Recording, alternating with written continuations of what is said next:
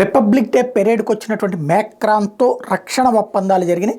France అధ్యక్షుడు Emmanuel మ్యాక్రాన్తో భారత పర్యటన సందర్భంగా ఇరు దేశాల మధ్య పలు కీలక ఒప్పందాలు జరిగినట్టు విదేశాంగ శాఖ కార్యదర్శి వినయ్ క్వత్రా తెలిపారు.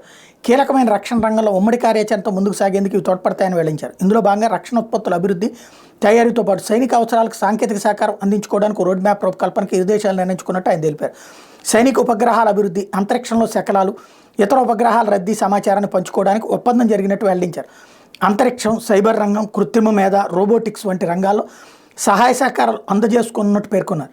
గురువారం జైపూర్లోని మ్యాక్రాన్తో ప్రధాని మోడీ ద్వైపాక్షిక చర్చలు జరిపిన సంగతి తెలిసింది.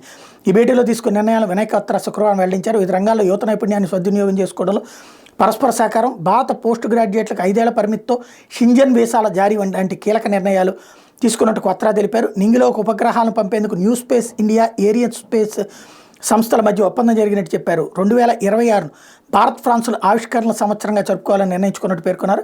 గాజాలో తాజా పరిస్థితులు, ఉగ్రవాదం, ఎర్ర సముద్ర ఉద్రిక్తతలపై కూడా ఇరు దేశాల నేతలు చర్చించినట్టు వెల్లడించారు.